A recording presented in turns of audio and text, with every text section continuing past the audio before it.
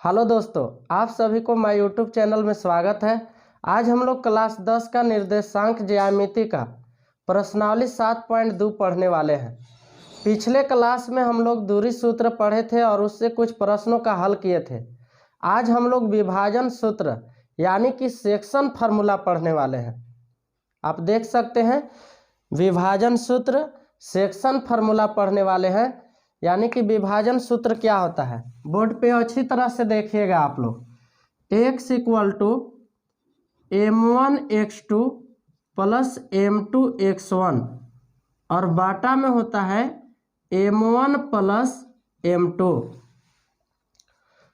y equal to क्या होगा, तो y equal to m1y2 plus m2y1 बाटा में m1 प्लस m2। यहाँ पे देखिएगा तो m1 प्लस m2 जो है x और y का जात गोतिया है। यानी आप कह सकते हैं कि m1 प्लस m2 जो है दोनों के बाटा में रहेगा। x इक्वल टू क्या होता है m1x2 प्लस m2x1 बटा m1 प्लस m2।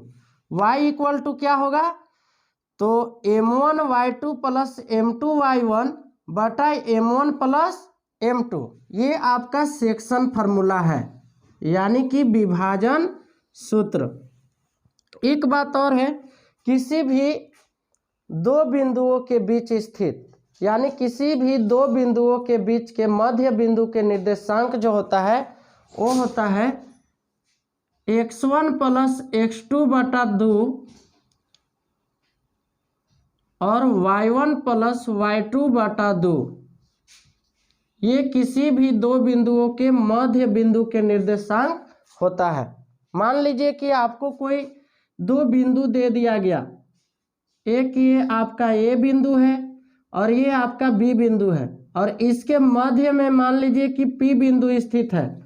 तो आप जो है इस स्थिति में इस फार्मूला से इस बिंदु के निर्देशांक ज्ञात कर सकते हैं। यहाँ पी जो है ए बी का मध्य बिंदु है, यानी P का जो निर्देशांक होगा x1 प्लस x2 बटा 2 और y1 प्लस y2 बटा 2 होगा।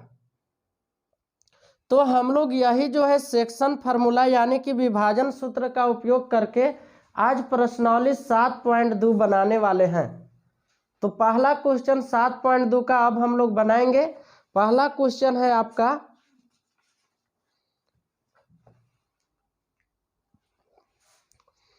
उस बिंदु का निर्देशांक ज्ञात करें। उस बिंदु का निर्देशांक ज्ञात करें जो बिंदुओं -1,7 और 4,-3 को मिलाने वाले रेखाखंड को 2:3 के अनुपात में विभाजित करता है। क्या करना है, तो उस बिंदु के निर्देशांक ज्ञात करना है जो बिंदुओं -1,7 और 4,-3 को मिलाने वाले रेखाखंड को 2:3 के अनुपात में विभाजित करता है। तो यहाँ पे जो है अनुपात आपको जो दिया हुआ है वो 2:3 दिया हुआ है और दो बिंदु दिया हुआ है। तो हम लोग सेक्शन फार्मूला की सहायता से इस क्वेश्चन का हल करेंगे। यहाँ जो अनुपात है, जैसे कि क्वेश्चन में लिखा हुआ है 2:3, ये 2 कहलाएगा m1 और ये 3 जो है m2 कहलाएगा। इधर वाला को m1 कहेंगे, इधर वाला को m2 कहेंगे।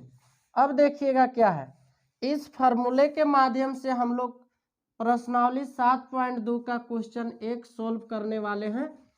पहला क्वेश्चन जैसा कि आप लोग बोर्ड पर देख सकते हैं,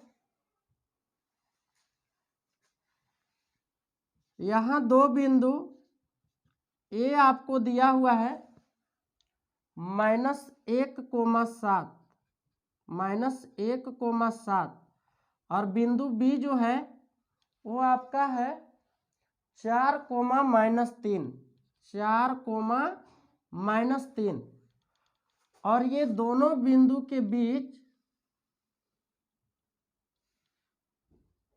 ए हो गया ये और ए हो गया आपका बी। ए का निर्देशांक है -1,7 और बी का निर्देशांक है आपका 4,-3। अब यहाँ पे जो है इसके बीच एक बिंदु जो है मान लीजिए कि P स्थित है, यहाँ पे एक बिंदु P स्थित है, इसका हमको निर्देशांक ज्ञात करना है और इसका जो अनुपात दिया हुआ है, रेशियो दिया हुआ है 2:3 के रेशियो दिया हुआ है आपको 2:3। अब देखिएगा क्या है, हमें यहाँ पे x1 इक्वल टू दे दिया -1, y1 इक्वल टू दे दिया आपको 7, x2 इक्वल टू आपका है 4, y2 इक्वल टू है -3 एंड m1 इक्वल टू आपको मिल गया 2, m2 इक्वल टू 3। अब हमें इस बिंदु का निर्देशांक ज्ञात करना है यानी P का, जो कि ये दोनों बिंदु A और B के बीच स्थित है। तो यहाँ पे हमने ये x है और ये y है, तो x इक्वल टू फार्मूला क्या था, विभाजन सूत्र क्या था, तो m1x2 प्लस m2x1 और बटा में क्या लिख लेंगे m1 प्लस m2, इस प्रकार से। अब देखिएगा यहाँ पे आपका m1 कितना दिया हुआ है, तो 2 है, 2 गुने x2 आपका है कितना 4, यहाँ पे आप देख सकते हैं, यानी x2 4 है, प्लस है तो प्लस m2 आपका कितना है 3 इंटू x1 आप देख सकते हैं -1 है, तो यहाँ पे लिख लिए -1 और बाटा में m1 प्लस m2 यानी कि 2 + 3, क्योंकि m1 2 है और m2 3 है, तो यहाँ m1 के स्थान पर 2 लिख देंगे और m2 के स्थान पर 3 लिख देंगे। अब देखिएगा क्या है, 2 चौका 8 हो गया आपका, प्लस यहाँ पे प्लस है और यहाँ पे माइनस है, यानी प्लस माइनस आपका क्या हो गया माइनस, और 3 एकम 3, 3 2 आपका हो गया 5। अब यहाँ पे क्या है कि 8 में से 3 घटाएंगे तो आपका 5 आया और 5 यहाँ पे भागा में है यानी बटा में, 5 से 5 कट गया, आपको x इक्वल टू 1 आ गया। अब देखिएगा y इक्वल टू फार्मूला हम लोग पढ़े थे m1y2 प्लस m2y1 और बटा में क्या था, तो m1 प्लस m2। बहुत ही आसानी से हल कर सकते हैं, m1 m2 आपका वही रहेगा, यहाँ पे y1 और y2 चेंज है, यानी कि यहाँ पे जो दिया हुआ है y1 7 है, y2 -3 है, इसी को इसमें हमको पुट कर देना है यानी कि बैठा देना है।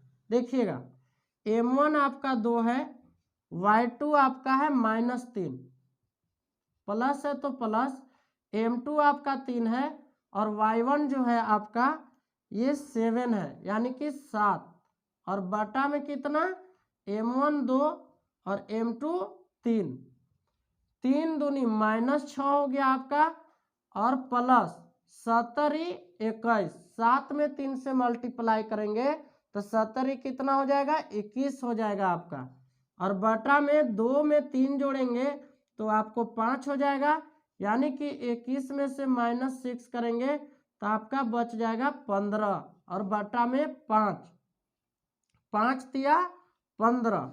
अब देखिएगा इसलिए जो वह बिंदु का निर्देशांक हुआ यानी कि P हुआ, P आपका हो गया x के स्थान पर आप लिख देंगे 1 और y के स्थान पर 3, यानी कि वह बिंदु का निर्देशांक आपका P 1,3 हो गया।